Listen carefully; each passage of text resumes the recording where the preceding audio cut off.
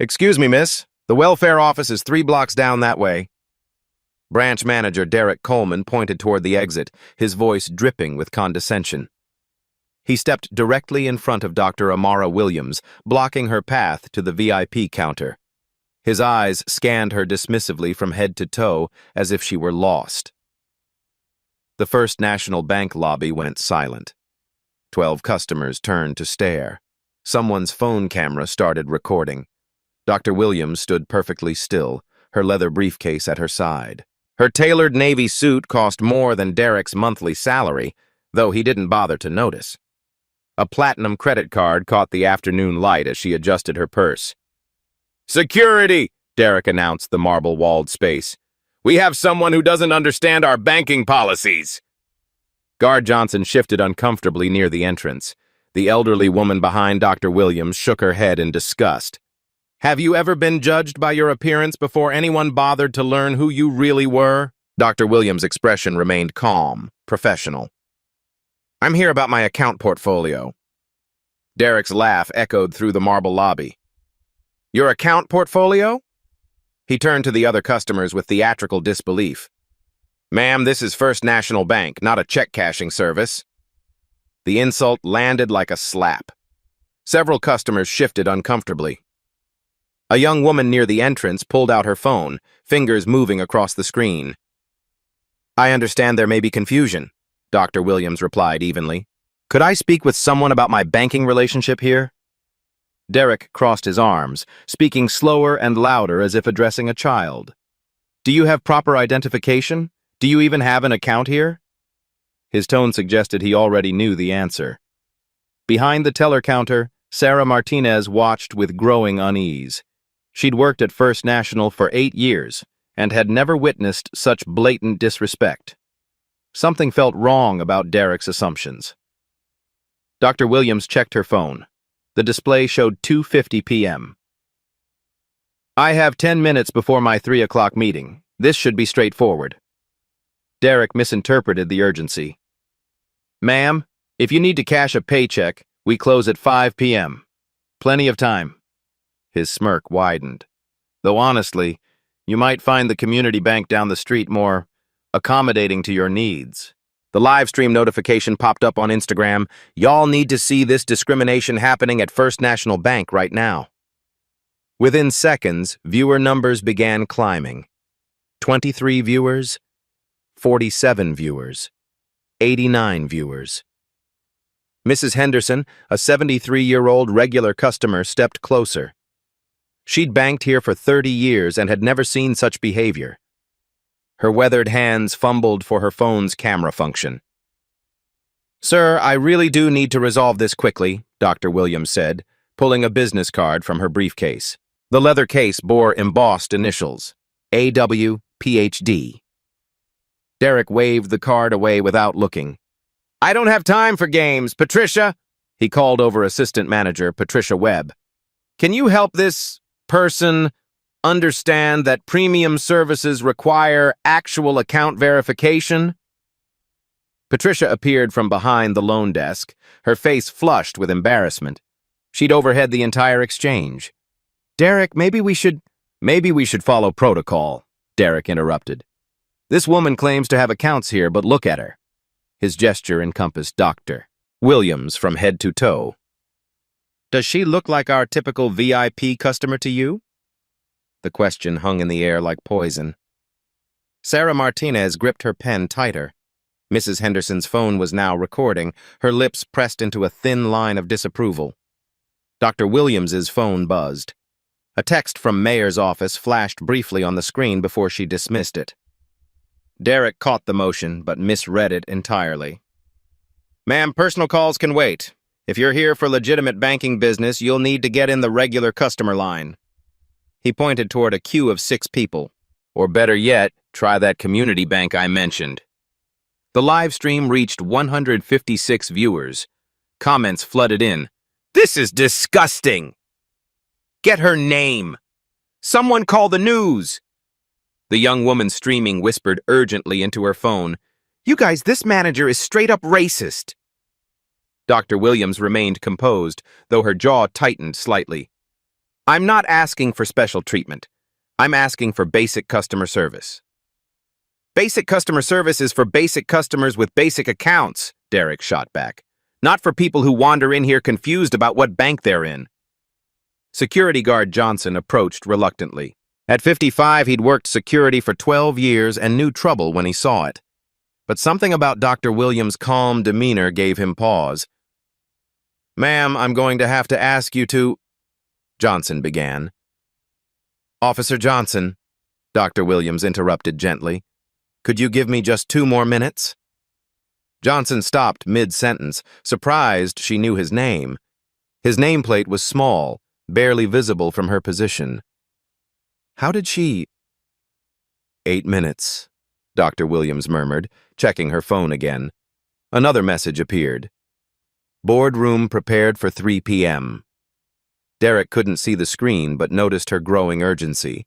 "Look, lady, I don't know what game you're playing, but this is a respectable financial institution." Derek's voice rose. "We serve clients with substantial assets, not people looking for handouts." The word handouts sparked audible gasps from nearby customers.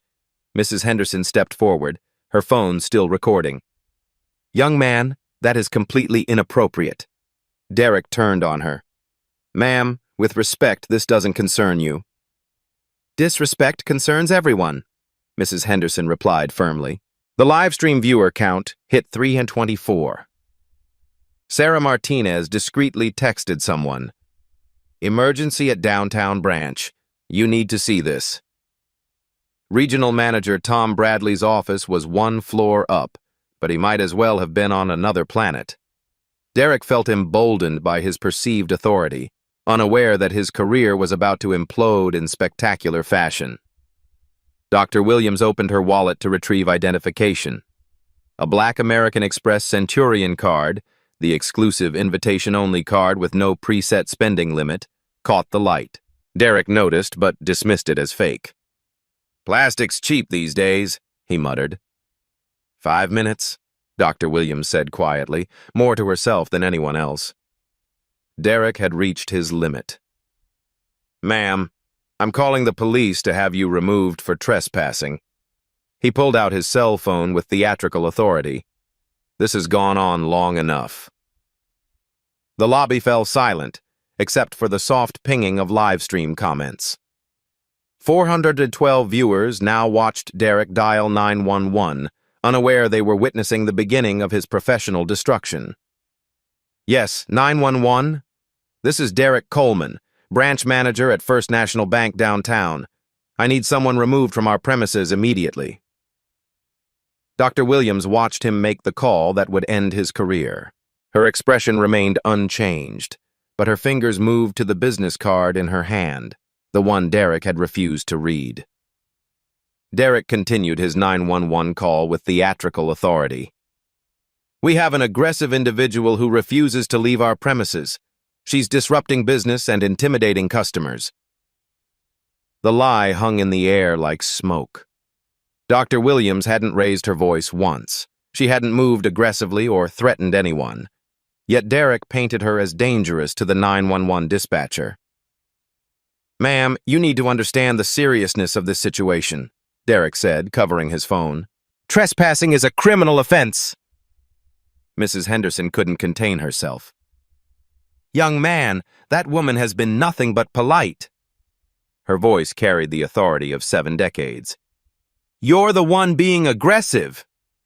Derek's face flushed red. "Ma'am, please don't interfere with bank security procedures."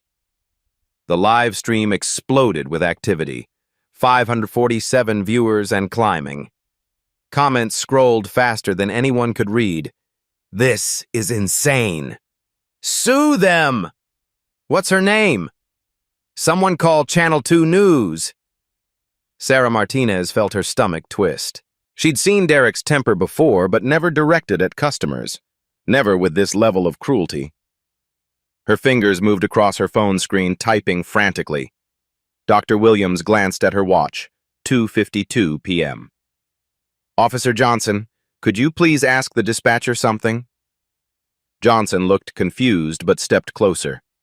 Dr. Williams continued in a low voice only he could hear. Ask them to confirm if this constitutes a legitimate trespassing call when the alleged trespasser is attempting to conduct banking business. Johnson's 25 years in law enforcement had taught him to read people. Something about Dr. Williams' composed demeanor and specific legal language triggered his instincts. This wasn't some confused person Derek was portraying. "Derek!" Johnson called out. "Maybe we should—" "No maybes!" Derek snapped. "This woman is trespassing. End of discussion." From upstairs, Regional Manager Tom Bradley's phone buzzed. Sarah Martinez's text was urgent. "Derek calling 911 on black customer. Situation out of control. Need you now." Tom set down his coffee and headed for the elevator. He'd received exactly 3 emergency texts in 15 years. Sarah wasn't prone to dramatics. The live stream reached 698 viewers. The original streamer, Jasmine, whispered urgently to her phone, "Y'all, this is getting scary. This manager is straight up calling the police on this professional woman for trying to bank." Dr. Williams checked her phone again. A new message from James Morrison, executive assistant, appeared. "Dr. Williams, board members arriving early. Suggest we start at 2:55. She typed back quickly. "Slight delay. Start without me. 5 minutes maximum." Derek caught her texting and misinterpreted it as desperation. "Ma'am, calling your friends won't help. The police are on their way." "I understand," Dr. Williams replied calmly. Patricia Webb hovered nearby, growing increasingly uncomfortable. She'd worked in banking for 12 years and had completed extensive training on discrimination policies. Derek's behavior violated every protocol she'd learned. "Derek," Patricia said quietly, "maybe we should check the account system first." "Patricia, don't enable this behavior," Derek hissed. "She's clearly not a customer here. Look at her." The elevator dinged. Tom Bradley emerged, his eyes immediately scanning the scene. He saw the crowd of customers, the phones recording, Derek on the phone with 911, and a professionally dressed black woman standing calmly in the center of it all. His stomach dropped. "Derek!" Tom called sharply. "My office. Now!"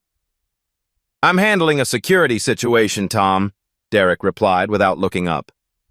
"Give me 2 minutes to get the police." "Hang up that phone immediately," Tom ordered, his voice carrying authority that made the entire lobby fall silent. Derek finally looked up, irritated. "Tom, this woman is trespassing. She claims to have accounts here but won't provide proper—" "I said hang up the phone." The 911 dispatcher's voice crackled through Derek's speaker. "Sir, are you still there? Officers are 5 minutes out." Dr. Williams spoke for the first time in minutes. "Tom, it's all right. Let him finish his call." Tom Bradley froze. The woman knew his name. She'd spoken with the quiet authority of someone accustomed to being obeyed. His eyes darted to her professional attire, her expensive briefcase, her composed demeanor. Warning bells exploded in his mind. "Derek, tell them it's a false alarm," Tom said urgently. "It's not a false alarm," Derek protested. "This woman—" "Tell them it's a false alarm!" The shout echoed through the marble lobby. Every customer, every employee, every viewer of the live stream heard Tom Bradley's panic. Derek, stunned by his supervisor's outburst, stammered into the phone, Dispatch? This might be a misunderstanding. Cancel that unit." "Sir, are you saying you no longer need police response?" Derek looked between Tom's terrified expression and Dr. Williams' calm face. Yes. Cancel the call." The live stream chat exploded. "What just happened?" Why did the other manager freak out? "She must be someone important." "Who is she?" "Doctor." Williams looked at her watch. 2:54 p.m. "Tom, I believe Derek wanted me to provide identification." She reached into her briefcase and withdrew a business card. "Perhaps this will clarify things." Tom Bradley approached with the careful steps of a man walking toward his own execution. He took the card with trembling fingers. The color drained from his face. "Derek," Tom whispered hoarsely. "Do you know who this is?" Derek, still flustered from the 911 call, snatched the card impatiently. "Some random business card won't change." He stopped mid-sentence.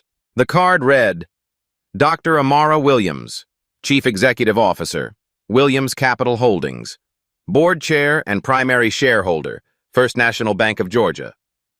Derek's mouth opened and closed like a fish. The card fluttered from his fingers to the marble floor. Sarah Martinez, who had crept closer to witness the exchange, covered her mouth in shock. Mrs. Henderson leaned forward, squinting at the fallen card. "Oh, my stars," Mrs. Henderson whispered to her phone camera. "She owns the bank. She literally owns the bank." The live stream viewer count hit 1,247. Jasmine could barely keep up with the comments flooding her screen. "Wait, what?" she whispered. "Did that lady say she owns the bank?"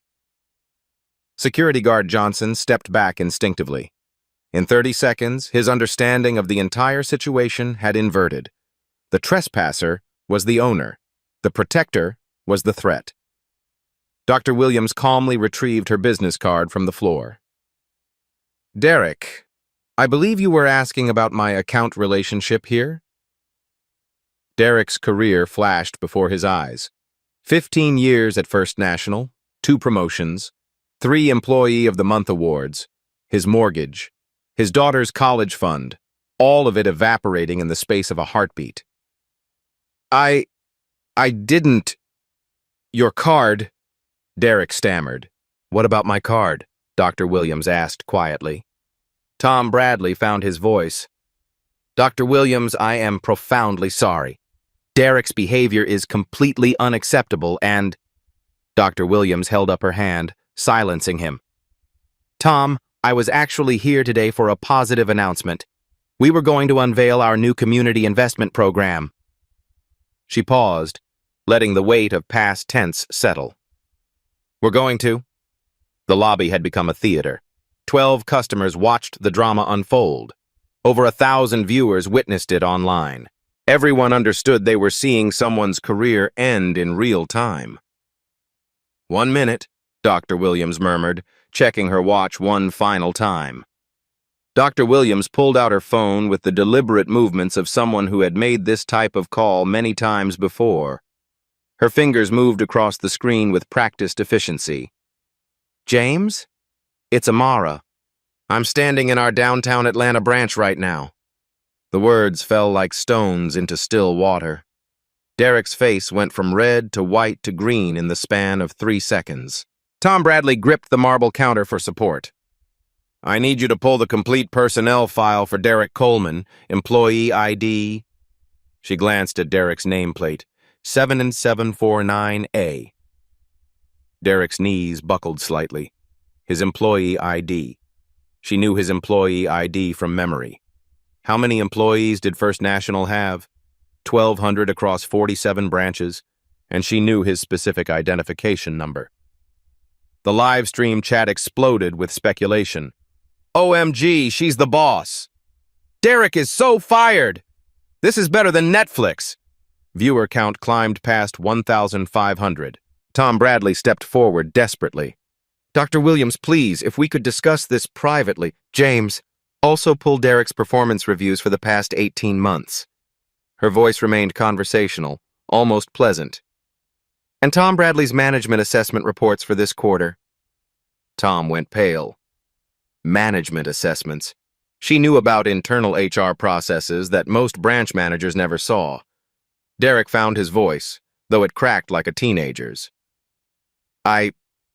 I didn't know. You didn't say..." "I didn't say what, Derek?" Dr. Williams asked calmly. "That I owned the bank before you called me aggressive?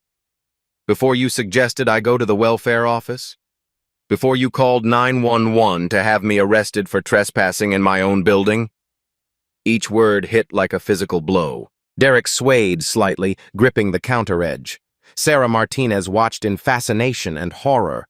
She'd never seen someone's career implode so completely, so publicly. Her phone buzzed with a text from her supervisor at regional headquarters. Is it true Derek called 911 on the owner? News traveled fast in banking circles. Within minutes, 3 other branch managers had texted similar questions. The banking community in Atlanta was small, interconnected. Word of Derek's catastrophic mistake was spreading through professional networks faster than wildfire. Mrs. Henderson adjusted her phone for a better angle. At 73, she'd seen plenty of comeuppances, but nothing quite this spectacular.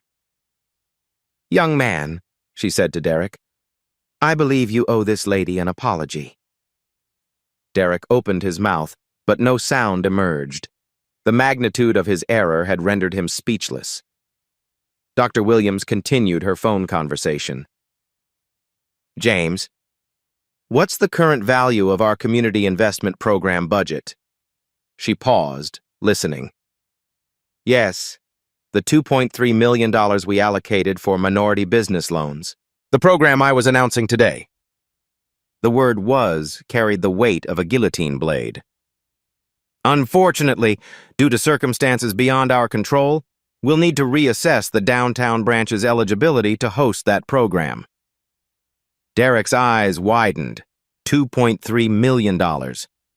The community investment program was supposed to be his branch's flagship initiative for the year. The PR boost alone would have secured his next promotion. Local news coverage, community partnerships, federal recognition for diversity initiatives, all gone in the span of 20 minutes. Tom Bradley stepped closer, his voice barely a whisper. "Dr. Williams, surely we can resolve this internally. Derek's actions don't represent our bank's values, don't they?" Dr. Williams interrupted. "Derek's been branch manager here for how long, Tom? 15 years? This level of discrimination doesn't develop overnight. This is learned behavior, refined through practice and institutional acceptance." Her phone conversation resumed. "James, I need the federal compliance reports for this branch, specifically any discrimination complaints filed in the past 5 years." Derek's face went ashen. There had been complaints. 2 formal ones and several informal mentions during staff meetings. Mrs. Patterson, the black teacher who said Derek made her feel unwelcome. The Hispanic couple who complained about excessive documentation requirements. The young Muslim woman who felt targeted during account verification. He'd dismissed them all as misunderstandings, overly sensitive customers, people looking for special treatment. Now those dismissed complaints formed a pattern that could destroy him. The live stream reached 1,847 viewers. Local news stations were starting to pick up the story through social media monitoring. Channel 2's assignment desk had dispatched a crew. The Atlanta Journal-Constitution's social media team was already crafting breaking news alerts. Patricia Webb finally found her courage. "Dr. Williams, I want you to know that several staff members, including myself, were uncomfortable with Derek's behavior today. This doesn't represent how we normally—" "Patricia, how long have you been assistant manager here?" 3 years, ma'am." "In those 3 years, how many times have you witnessed Derek display bias toward customers?" Patricia's silence spoke volumes. Her eyes darted to Derek, then back to Dr. Williams. The answer was clear to everyone watching. There were incidents," Patricia admitted quietly. "But I thought it wasn't my place to—" "It's everyone's place," Dr. Williams replied. "Discrimination thrives in silence." Dr. Williams checked her watch. 2:57 p.m. "Tom, I have a board meeting in 3 minutes. They're waiting for my recommendation on several key initiatives, including which branches should receive additional investment funding this quarter." The threat hung unspoken but clear. Dr. Williams controlled not just Derek's fate, but the branch's entire future. Quarterly investment funding determined staffing levels, technology upgrades, marketing budgets. Without that funding, the downtown branch would stagnate while competitors flourished. Derek finally found words. "Dr. Williams, I made a mistake. A terrible mistake. I was trying to protect the bank's image, maintain our standards." "Whose standards, Derek?" Her question cut through his excuse. The bank's standards include treating every customer with dignity regardless of race, gender, or appearance. Those aren't suggestions. They're federal regulations backed by FDIC requirements. She was right, and everyone knew it. The Civil Rights Act of 1964, specifically Title II, prohibited discrimination in places of public accommodation. Banks fell under federal oversight through multiple agencies: the Federal Reserve, FDIC, OCC, and state banking commissioners. "James," Dr. Williams continued into her phone, "contact our legal department. I need them to review the bank's compliance with federal fair lending practices. Today's incident may require notification to regulatory authorities." Derek's world crumbled further. Regulatory notification meant federal investigation. Federal investigation meant career death in banking. The Office of the Comptroller of the Currency maintained a database of banking professionals with compliance violations. No major financial institution would hire someone with a discrimination complaint in their federal file. Banking was a small world built on reputation and trust. Derek's name would be whispered in boardrooms as a cautionary tale for years to come. The live stream chat moved too fast to read. "She's destroying him. This is justice. Derek's done. Banking while black shouldn't be this hard. Someone get this woman's autograph." Security guard Johnson maintained his position but felt increasingly awkward. 25 years in law enforcement had taught him to recognize power dynamics. Dr. Williams held all the cards, and Derek had been playing poker with Monopoly money. Mrs. Henderson lowered her phone momentarily. "Honey," she said to Dr. Williams, "I've banked here 30 years. Never seen anything like what that boy just did to you. You handle this however you see fit." The elderly woman's support carried unexpected weight. Mrs. Henderson represented the bank's traditional customer base: older, established, conservative. If she was appalled by Derek's behavior, it signaled complete community rejection. Dr. Williams nodded graciously. "Thank you, Mrs. Henderson. Your witness testimony may be valuable." Tom Bradley realized the full scope of the disaster. This wasn't just about Derek anymore. The entire branch's reputation was at stake. 1,200 online viewers had watched Derek call 911 on the bank's owner. The story would spread through social media, local news, banking industry publications. The hashtag #banking, while black, was already gaining momentum. Within hours, it would trend nationally. Other customers would share their own stories of discrimination. Competitors would use the incident in their marketing. Regulatory agencies would increase scrutiny. "Dr. Williams," Tom said desperately, "what can we do to make this right?" "You can start by understanding what Derek cost us today." She paused her phone conversation. "James, what's our current stock price?" The answer was apparently immediate. "Down 12 cents since this story started trending on social media. Our market cap just lost approximately $4.2 million. Derek's legs gave out. He sat heavily in a nearby chair, the full weight of his actions finally crushing him. $4.2 million in market value. Gone. Because he couldn't see past his own prejudices. His wife would see the video. His teenage daughter would face questions at school. His neighbors would whisper. His mortgage depended on a job that was evaporating in real time. Sarah Martinez stepped forward tentatively. "Dr. Williams, I recorded the security footage of today's incident. If you need it for any proceedings..." "Thank you, Sarah. That's exactly the kind of proactive thinking we value." Dr. Williams made a mental note. Sarah had demonstrated integrity under pressure, protecting both the customer and the institution's true interests. Derek looked up from his chair, grasping at straws. "You can't fire me for one mistake. I have rights. I have a union." "Derek," Dr. Williams replied calmly, "you called 911 to have your employer arrested for trespassing in her own building. You told a federal banking regulator's board chair to go to the welfare office. You violated multiple federal anti-discrimination laws while 1,200 people watched online." She paused to let each point sink in. Your union contract includes termination clauses for actions that damage the bank's reputation or violate federal compliance requirements. You've accomplished both in under 20 minutes. The live stream hit 2,156 viewers. Local Twitter accounts were sharing clips. Banking. While Black started trending in Atlanta. The story had escaped the building's marble walls and entered the digital stratosphere where forgiveness was rare and consequences permanent. Derek's phone buzzed, a text from his wife. Someone shared a video of you on Facebook. Call me now. The personal consequences were beginning. Social media had no forgiveness, no redemption arc, no appeals process. Derek's name would be forever linked to this moment of spectacular professional failure. Dr. Williams looked at her watch, 2:59 p.m.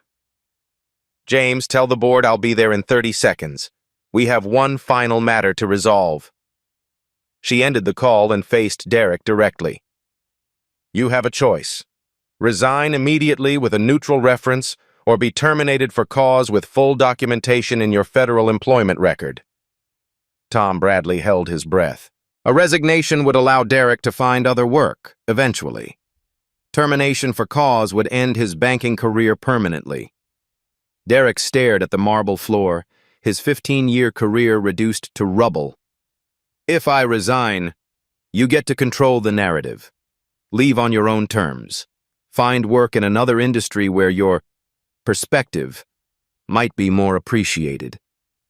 The offer was more generous than Derek deserved, and everyone knew it. The live stream audience waited. Mrs. Henderson adjusted her phone. Sarah Martinez held her breath.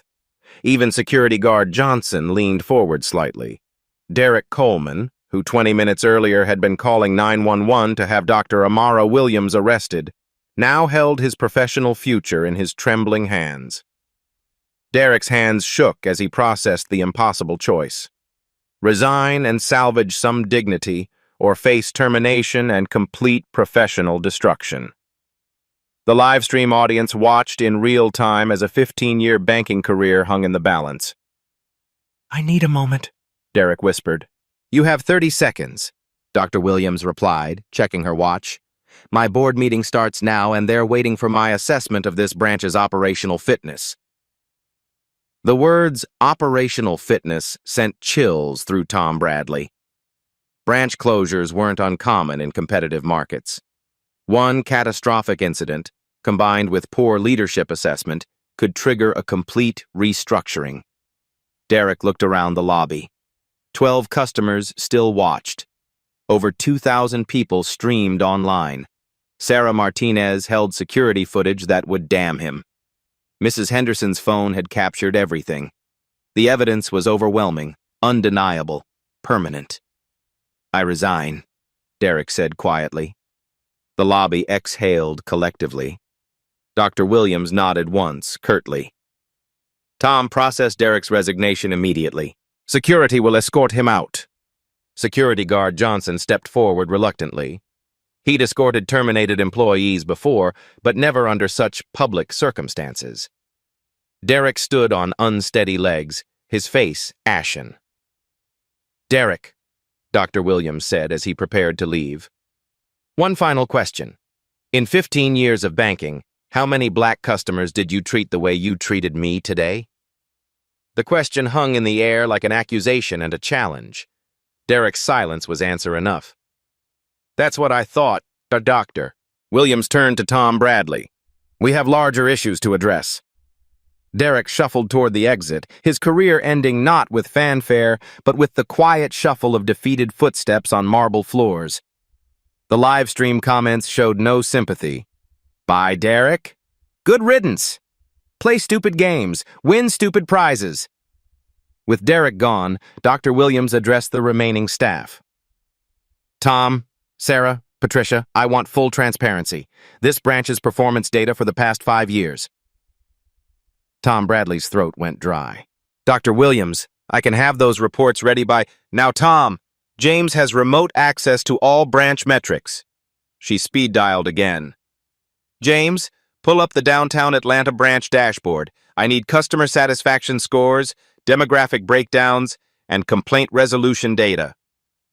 The pause felt eternal. Then Dr. Williams' expression darkened. Customer satisfaction among minority clients, 2.1 out of 5. Overall satisfaction, 3.7 out of 5. She looked up at Tom. Care to explain the 1.6-point disparity? Tom stammered. We never analyzed the data by demographics. You never analyzed whether your branch was systematically discriminating against minority customers? Dr. Williams' voice remained calm, but the underlying steel was unmistakable. That's either incompetence or willful negligence. Sarah Martinez stepped forward. Dr. Williams, several of us have noticed patterns.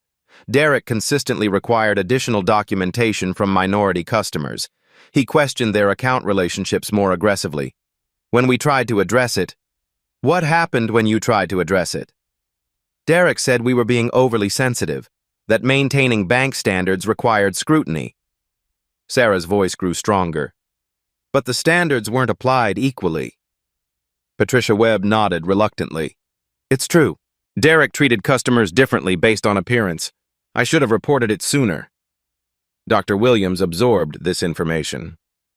Tom, as regional manager, you're responsible for ensuring compliance across all branches. Derek's behavior wasn't hidden. How did you miss systemic discrimination happening under your oversight? Tom's face flushed. Dr. Williams, I visit each branch monthly. Derek always presented positive metrics because he was measuring the wrong things. Dr. Williams interrupted. Customer satisfaction among your target demographic while ignoring the community you're supposed to serve. The live stream reached 2,847 viewers. Local news crews had arrived outside, setting up cameras. The story was evolving from individual discrimination to institutional failure. James, what's our legal exposure? Dr. Williams continued her phone conversation. How many potential federal violations? Another pause. Tom Bradley felt sweat beading on his forehead. 17 potential violations of fair lending practices. 12 documented complaints that weren't properly investigated. 6 instances of disparate impact in service delivery. Dr. Williams looked directly at Tom. Your branch is a federal compliance nightmare. The numbers hit like hammer blows. Federal violations carried massive fines. The Office of the Comptroller of the Currency could impose penalties of $25,000 per violation.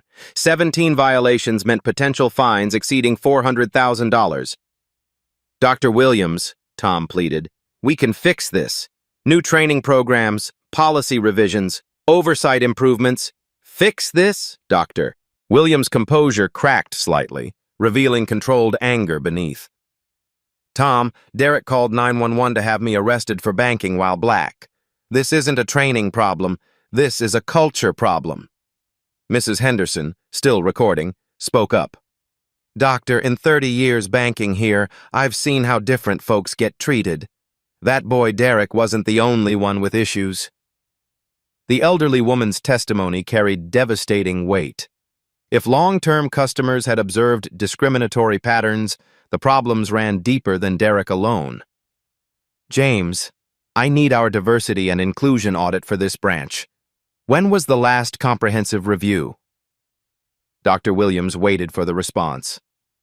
3 years ago? And the findings? Tom knew the answer before Dr. Williams spoke it aloud. Multiple recommendations for cultural sensitivity training, bias awareness programs, and demographic tracking of customer service metrics. None implemented. She fixed Tom with a stare that could cut glass. 3 years of ignored recommendations led to today's incident. The live stream chat exploded with outrage. 3 years of warnings. They knew and did nothing. Systematic racism in banking. Sue them all. Sarah Martinez cleared her throat. Dr. Williams, not all of us ignored the problems. Some of us documented incidents, hoping someone would listen. Show me. Sarah pulled out her phone, scrolling through photos and notes. I've been keeping records since my 3rd year here. Photos of Derek treating customers differently, notes about discriminatory comments, documentation of complaint patterns. Dr. Williams examined the evidence. Months of careful documentation showing Derek's bias wasn't accidental or occasional. It was systematic, deliberate, and witnessed by multiple staff members. "Why didn't you report this directly to corporate?" Dr. Williams asked. "I tried. I sent emails to HR, to regional management. I was told Derek's performance metrics were strong and that customer service issues were subjective." Sarah's voice carried frustration and vindication. "I was told not to create problems." Tom Bradley's face went white. He remembered those emails. He'd dismissed them as interdepartmental friction, personality conflicts between staff members. He'd never investigated deeper. "Tom," Dr. Williams said quietly, "you received documentation of systematic discrimination and chose to ignore it because Derek's profit margins were acceptable." It wasn't that simple." "It was exactly that simple. You prioritized short-term profits over federal compliance and basic human dignity." Dr. Williams turned back to her phone. "James, prepare termination paperwork for Tom Bradley, effective immediately." Tom's knees buckled. "Dr. Williams, please. I have a family, a mortgage. This was Derek's problem, not mine." "This became your problem when you ignored staff reports documenting discrimination. This became your problem when you failed to investigate complaint patterns. This became your problem when you allowed Derek to operate without oversight for 3 years." The live stream viewer count hit 3,200. #banking. While Black was trending nationally, major news outlets were picking up the story. The incident had evolved from local discrimination to national conversation about systemic bias in financial services. "Sarah," Dr. Williams continued, "you're promoted to interim branch manager effective immediately. Your first task is implementing the diversity and inclusion protocols that should have been in place 3 years ago." Sarah's eyes widened. "Dr. Williams, thank you. I won't let you down." "You already proved that by documenting problems and attempting to address them through proper channels. That's the leadership we need." Tom Bradley gathered what remained of his dignity. "Dr. Williams, this is unfair. I followed standard procedures that enable discrimination." Dr. Williams's voice carried finality. "Standard procedures that violated federal law. Standard procedures that cost this bank millions in reputation damage and potential legal liability." She looked around the lobby, addressing everyone present. "Let me be clear about the new standards. Every customer receives identical treatment regardless of appearance, accent, or assumptions about their background. Every discrimination complaint gets investigated immediately. Every staff member has both the authority and responsibility to intervene when they witness bias." The message was unmistakable. Change or face consequences. "James, what's our current stock price impact?" Dr. Williams returned to her phone call. "Down 18 cents now. Market analysts are calling for statements about institutional culture and compliance oversight." 20 minutes of discrimination had cost the bank approximately $6.8 million in market capitalization. Derek's prejudice had become a multi-million-dollar mistake, with consequences reaching far beyond his personal career. "Schedule an emergency press conference for this afternoon," Dr. Williams instructed. "We're announcing comprehensive reforms, new leadership, and our commitment to community investment despite today's setbacks." She ended the call and faced the assembled witnesses. "This branch will become a model for inclusive banking practices, not because of today's incident, but in spite of it." The transformation was already beginning. With both Derek and Tom escorted from the building, the lobby atmosphere shifted dramatically. "Dr.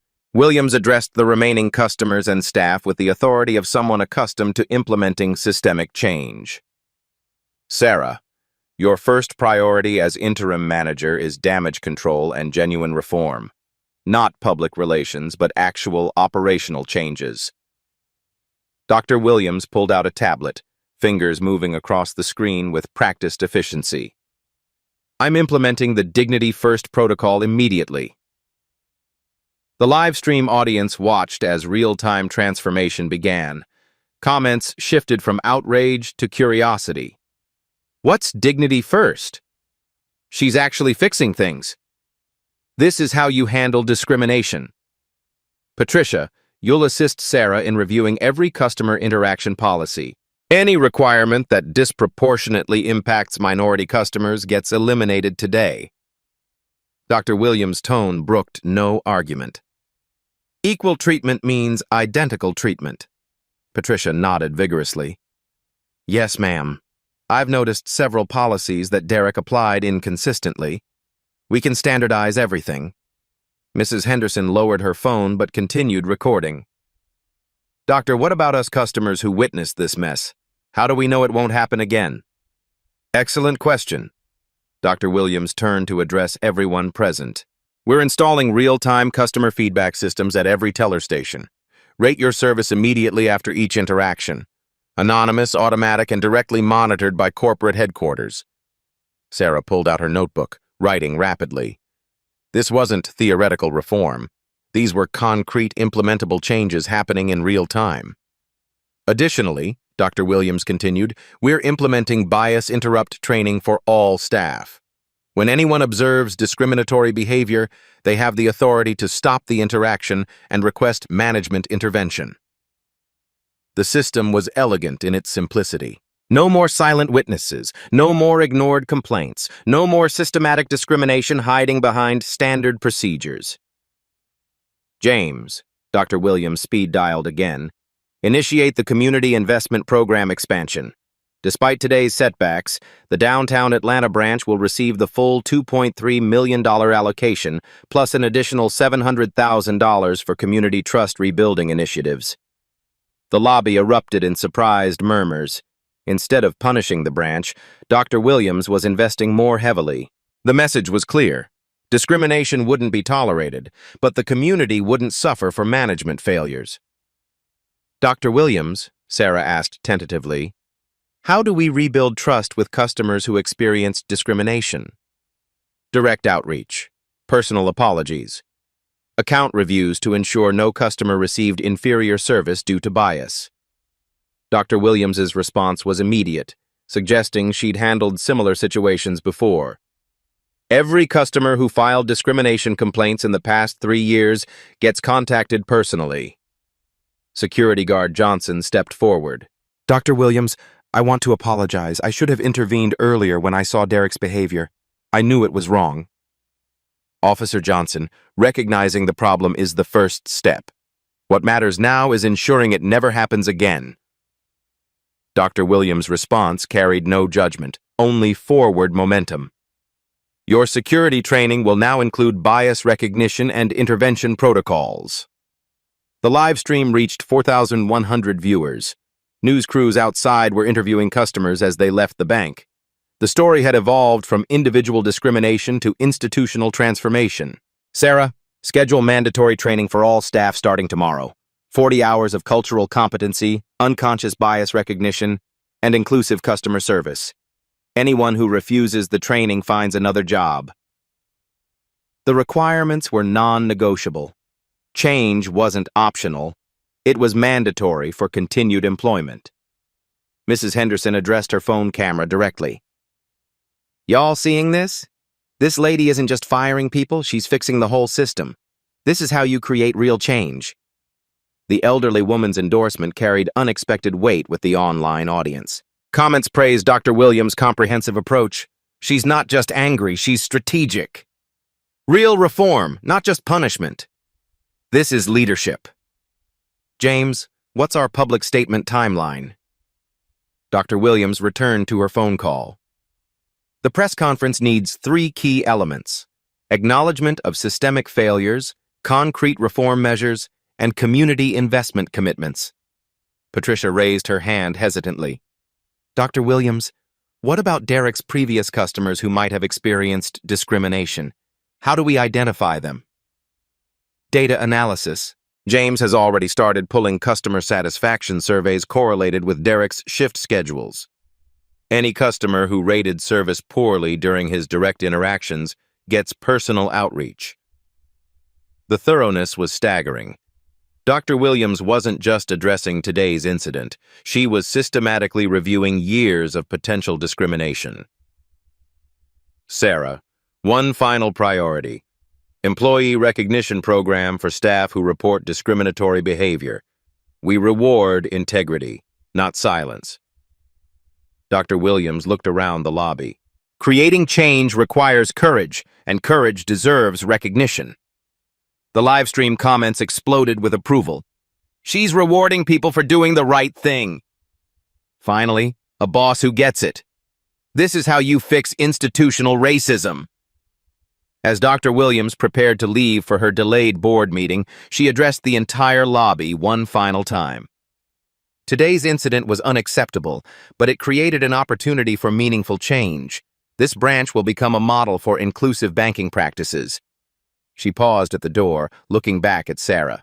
The $3 million community investment program launches next month. Make sure every dollar serves the people Derek failed to respect. Outside, news crews prepared their evening reports. Inside, systematic transformation had already begun.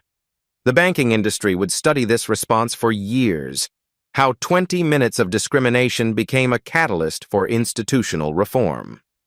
3 months later, the downtown Atlanta branch had become an unlikely symbol of institutional transformation.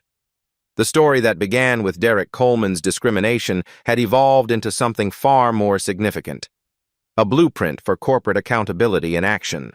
Sarah Martinez stood in the same lobby where Derek had called 911, now bustling with diverse customers who felt genuinely welcomed. The real-time feedback systems showed consistent 4.8-star ratings across all demographic groups. The disparity that once plagued the branch had vanished through systematic change, not empty promises. The Community Investment Program had funded 47 minority-owned businesses.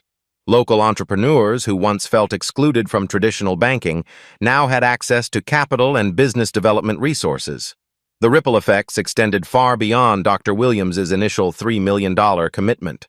Derek Coleman found work selling insurance in suburban Alabama. His banking career permanently ended.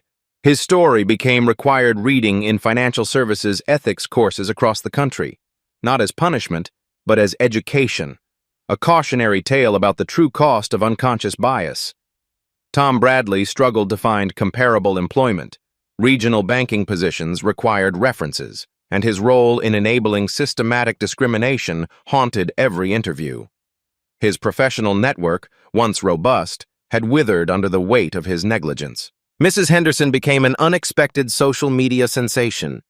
Her video testimony had been viewed over 2.3 million times, making her the face of customer advocacy. She used her platform to share more touching stories of discrimination overcome through persistent action. The live stream that captured Derek's downfall spawned a movement. Banking While Black generated thousands of real-life stories from customers who had experienced similar treatment. Financial institutions across the nation implemented bias training programs, desperate to avoid becoming the next viral cautionary tale. Dr. Williams's approach, swift accountability followed by systematic reform, became a Harvard Business School case study. The incident cost First National approximately $12 million in stock value initially, but comprehensive reforms restored investor confidence within 6 months. The bank's commitment to inclusive practices actually enhanced its market position. But the most significant change wasn't measured in dollars or metrics. It was visible in the faces of customers who entered the downtown branch without fear of judgment. Black voices that had been silenced by institutional bias found platforms through community investment programs. Life stories that once ended in discrimination now concluded with empowerment. Every act of bias is an opportunity to create lasting change, Dr. Williams had said during her press conference. Those words resonated beyond banking, inspiring similar accountability measures in healthcare, education, and retail industries. The story proved that quiet strength could triumph over loud prejudice. That documentation and persistence could overcome institutional inertia. That one person's courage to speak truth to power could transform entire systems. Change doesn't require violence or vengeance. It requires people with power choosing to use it responsibly. It requires witnesses willing to speak up rather than stand silent. It requires institutions valuing dignity over profit margins. Your voice matters. When you witness injustice, document it, share it. Demand accountability from those with power to create change. Derek Coleman's 20 minutes of discrimination became a catalyst for transformation because people refused to accept that's just how things are. Share this story if you believe everyone deserves dignity regardless of their appearance.